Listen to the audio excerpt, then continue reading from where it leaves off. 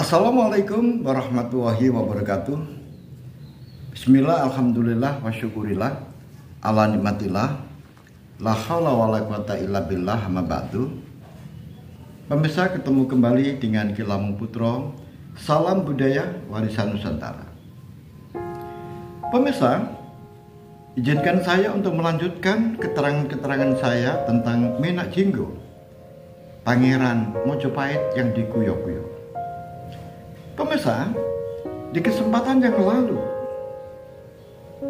adik dari Prabu Hayam Wuruk, Dyah Nirtaja Rajasa Dwiteswari, pagi-pagi mendatangi Kakang Prabu di Tratak Rambat Manguntur bersama suaminya Raden Sumana atau Singowardono. Maksudnya sudah terlambat karena Kusuma Wardani sudah menikah. Maksud dari adiknya Prabu Hayam Wuruk ini mengalami kegagalan untuk mengambil menantu putri dari Kang Masnya, yaitu Prabu Hayam Wuruk. Kegagalan itu kemudian disampaikan kepada bibinya, yaitu Dyah Wiyat Rojodewi, yang mana di sana juga ada paman Raden Kudamerta. Setelah disampaikan tentang pernikahan cucunya yang dilakukan oleh Prabu Hayam Wuruk secara diam-diam, mengagetkan eyang putrinya dan eyang kakungnya, yaitu Dyah Wiyat dan Raden Kudamerta. Nah, oleh sebab itu Dyah Nirtaja Rajasa Dwiteswari mencoba untuk mempengaruhi bibi dan pamannya agar membendung kakaknya agar jangan sampai Kumororojo itu dijatuhkan kepada anaknya dari Bini Aji yang dia menyebutnya Menak Jinggo. Tetapi rupa-rupanya itu pun bisa dibantah oleh pamannya bahwa semuanya itu berada pada kekuasaan raja, yaitu Prabu Hayam Wuruk keponakannya. Kalau raja sudah menjatuhkan Kumororojo itu kepada anaknya, yaitu Raden Wirobumi atau Aji Notorojo, maka siapa yang mampu menghalangi? Karena raja memiliki kekuasaan yang tidak terbatas.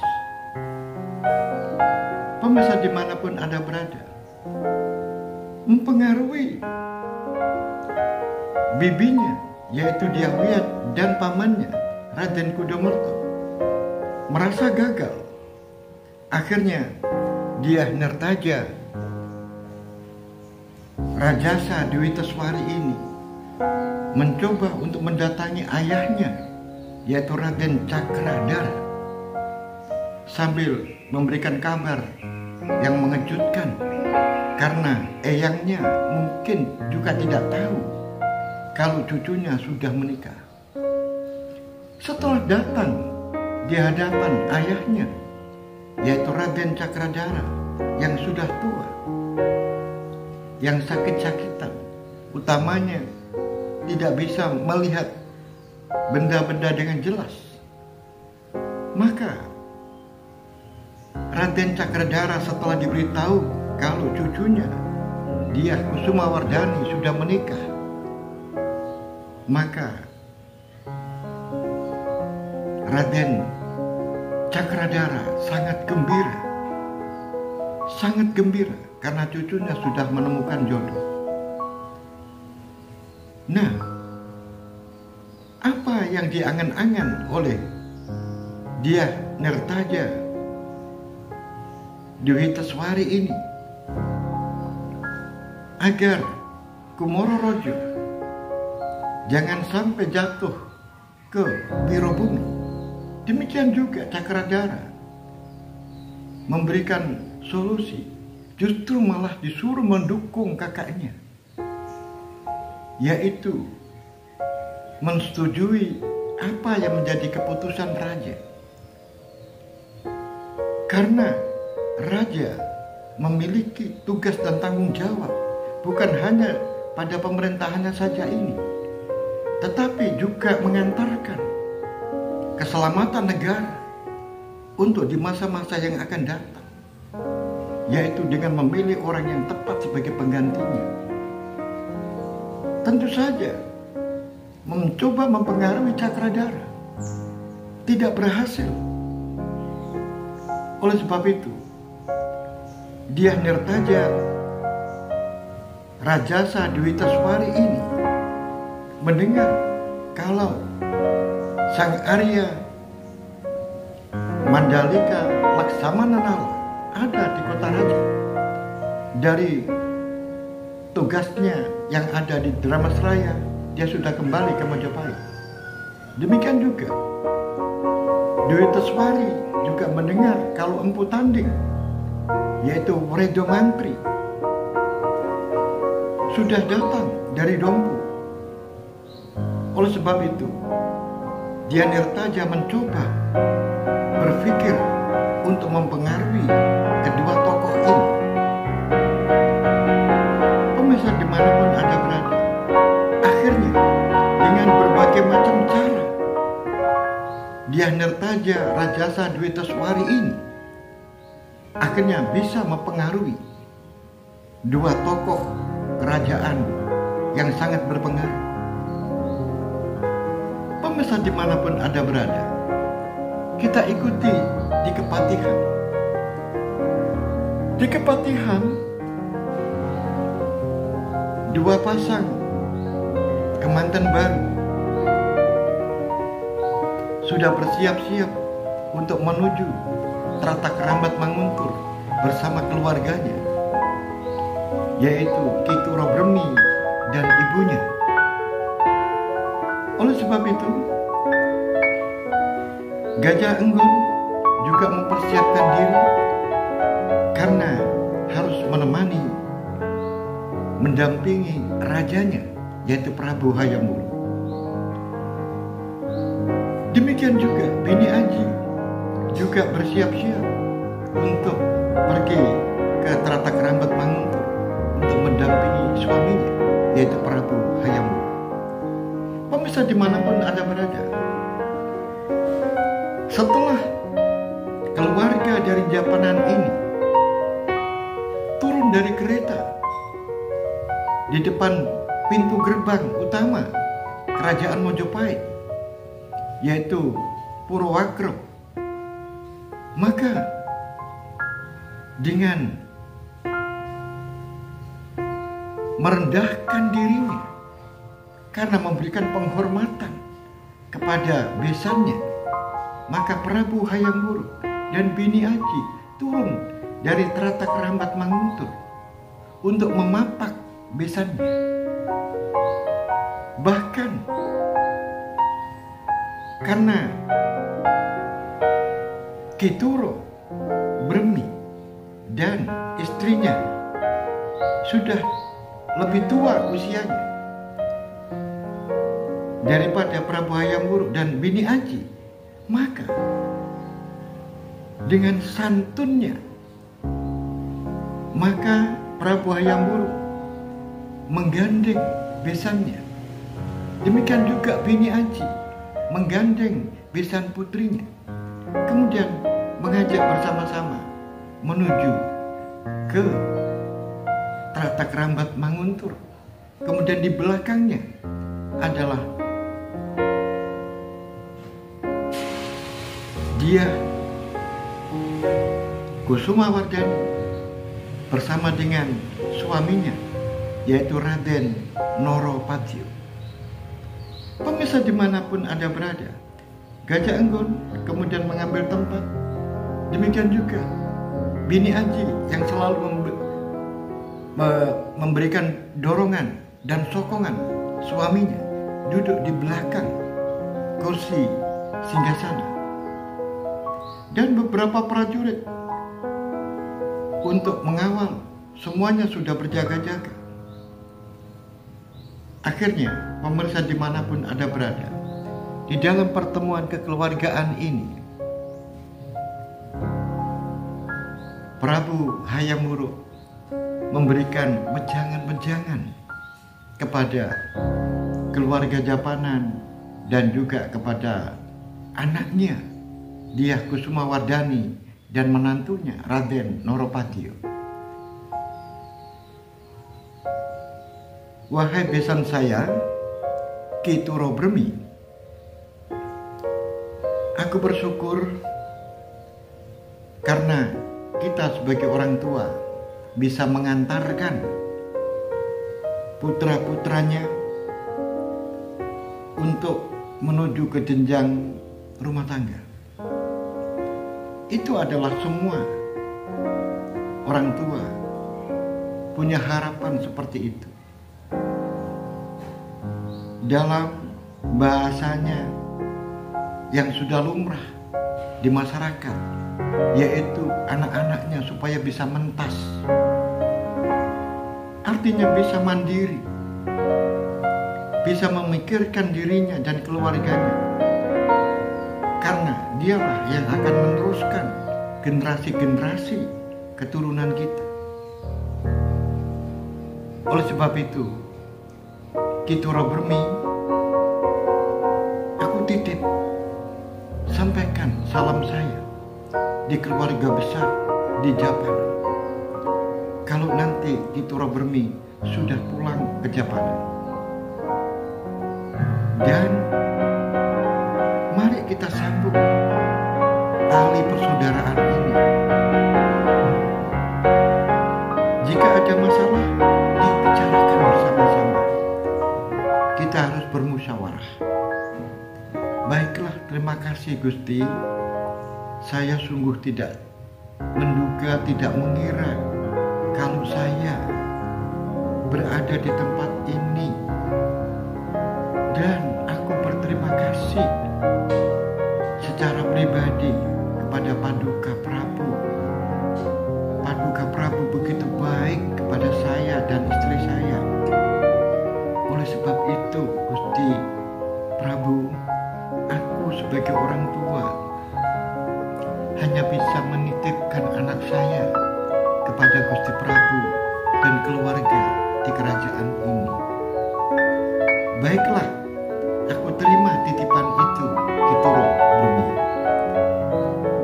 Sekarang aku memberikan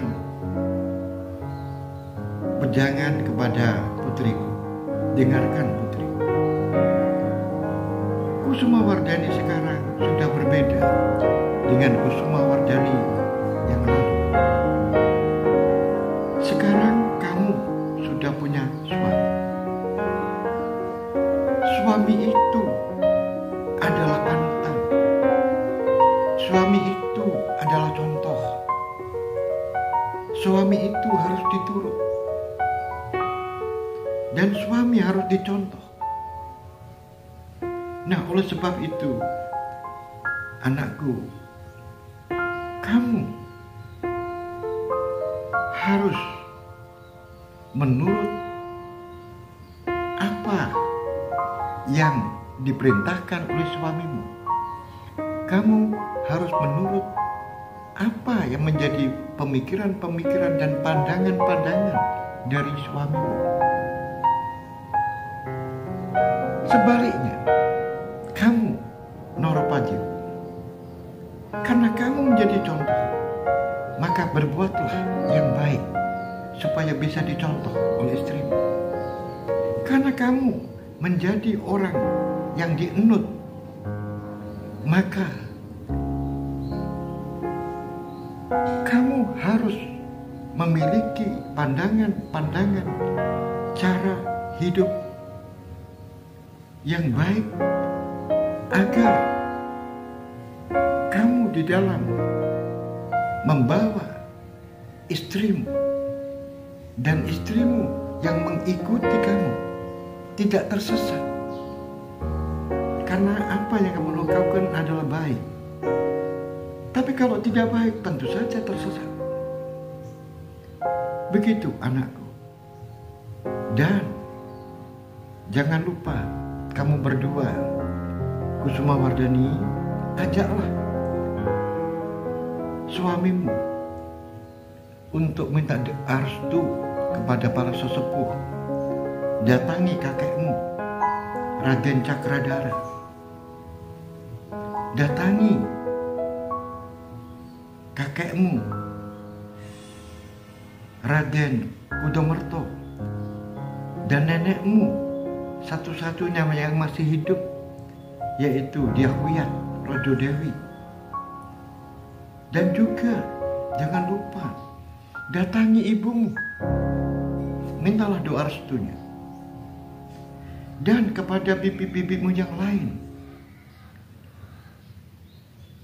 Oleh sebab itu semuanya agar kamu mendapatkan restu dari para sesepuh. Dengan restu para sesepuh, maka kehidupan rumah tanggamu akan berjalan dengan baik. Begitu anakku. Baiklah Kanjeng Romo, saya akan mendatangi para sesepuh satu persatu. Baiklah kalau begitu. Pemirsa dimanapun Anda berada, tiba-tiba Prabu Hayam Wuruk kemudian memberikan peluang. Begini putriku, sekarang aku memberikan kesempatan kepada kamu untuk meminta sesuatu kepada Kanjeng Rama. Apakah kamu meminta untuk dibuatkan rumah yang besar? Baik itu di dalam istana atau di luar istana. Apakah kamu meminta agar dibuatkan rumah yang bagus di dukuh mertuamu? Atau apa saja yang kamu minta? Kalau aku bisa, maka aku akan memberikan. Baiklah Kanjeng Rama, terima kasih sebelumnya. Aku hanya minta satu permintaan saja Kanjeng Rama. Baiklah, ayo katakan. Kanjeng Rama, aku sangat berhutang budi kepada seseorang. Orang ini sejak kecil yang merawatku. Ketika aku sakit, dialah yang pontang-panting mencarikan obat. Kalau aku gelisah tidak bisa tidur, maka dialah yang mendekat aku. Sehingga aku merasa hangat di pelukannya. Dan saat aku dalam kesulitan, maka dialah yang memberikan solusi. Oleh sebab itu, aku sangat berhutang budi kepada dia. Dan tidak dipungkiri Kanjeng Rama, karena pergaulanku dengan orang yang sangat berjasa kepada diriku ini setiap hari. Oleh sebab itu, tentu saja kesalahan-kesalahan itu ada. Oleh sebab itu, Kanjeng Rama, aku mohon kepada Kanjeng Rama agar memberikan ampunan kepada Emban Rogoweni. Jangan sampai Emban Rogoweni itu dihukum mati. Alangkah terkejutnya Prabu Hayam Wuruk mendengar permintaan putrinya. Dia tidak memilih minta harta benda, tetapi justru minta membebaskan Emban Rogoweni dari hukuman mati. Dalam hati Prabu Hayam Wuruk sungguh mulia. Mulia putriku ini. Baiklah kalau begitu, atas permintaanmu, maka mulai sekarang aku bebaskan Emban Rogoweni dari hukuman mati. Paman Patih, bebaskan Emban Rogoweni dengan catatan jangan pernah aku melihatnya di istana ini. Jangan pernah aku melihat lagi Rogoweni itu ada di istana ini. Karena kalau aku masih melihat orang itu, maka aku ingin menghukum mati. Bebaskan, tapi suruh pergi jauh dari sini. Pemirsa dimanapun Anda berada, akhirnya pertemuan itu sudah berakhir dengan sebuah kalimat, baiklah anakku, putriku, sekarang kamu sementara ini harus menempati tempat di Bale Jene. Di Bale Jene yang cukup luas itu, atur, tempati, sehingga kamu bebas untuk melakukan apa saja di tempat itu. Dan bagaimana baiknya supaya tempat itu menjadi rumahmu untuk sementara. Baiklah, terima kasih Kanjeng Romo. Pemirsa dimanapun Anda berada. Kemudian Gajah Enggon memerintahkan prajurit-prajurit untuk membebaskan Emban Rogoweni yang ada di dalam penjara. Sungguh tidak ada kebahagiaan yang luar biasa yang diterima oleh Rogoweni terhadap dibebaskan dirinya dari hukuman mati dan diberikan kebebasan untuk pergi jauh dari istana. Pemirsa dimanapun Anda berada, dilanjutkan. Rata Keramat Manguntur akan segera menerima tamu, yaitu dua pejabat penting, yaitu Sang Arya Laksamana Nala yang sudah beberapa lama tinggal di Damasraya yang ada di Sijunjung untuk melaksanakan tugas-tugas mengawasi dan mengawal keamanan di Mojopahit bagian barat. Kemudian juga Waredo Mantri yang ditugaskan Prabu Hayam Wuruk untuk menata administrasi kenegaraan yang ada di Dompu. Maka Mantri Waredo Empu Tanding juga sudah datang ke kota raja setelah melaksanakan tugasnya. Pemirsa dimanapun Anda berada, Gajah Enggon yang selalu mendampingi Rakrian Mantri Mukia Gajah Enggon juga sudah menempati duduk dan menerima tamu, yaitu dua pejabat tinggi di Kerajaan Mojopahit. Pemirsa dimanapun Anda berada, akhirnya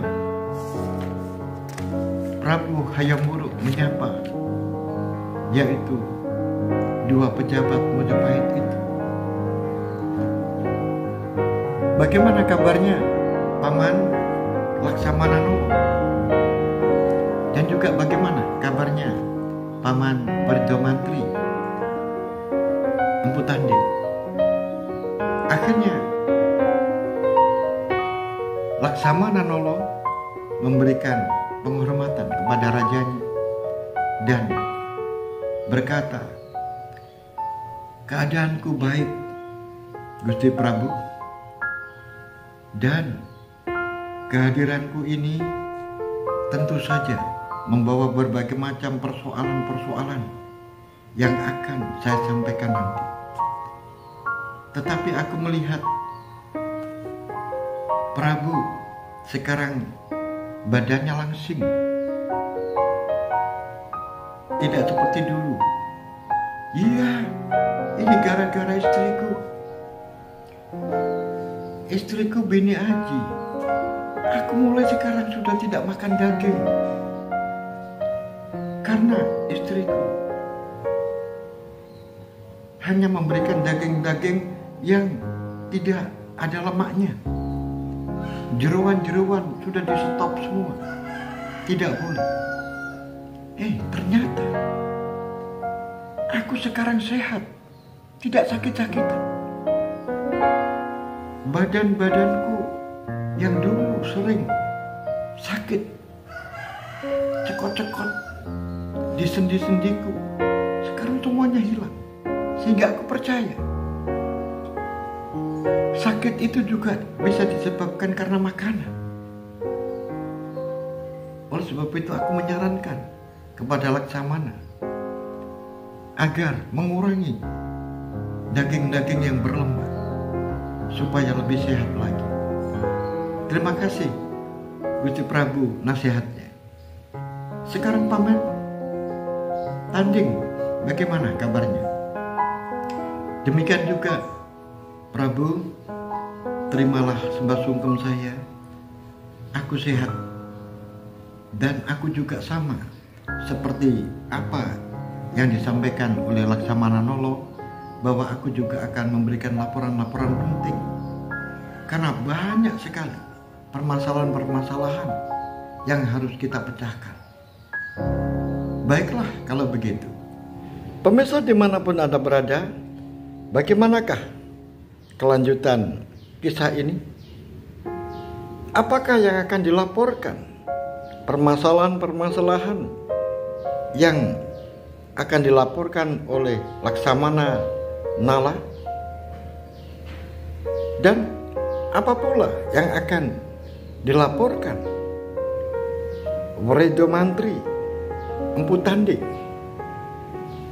Oleh sebab itu, pemirsa dimanapun Anda berada, ikuti terus cerita ini sampai selesai. Sampai di sini akhirul kalam. Billahi taufiq wal hidayah, waridho wal inayah. Assalamualaikum warahmatullahi wabarakatuh.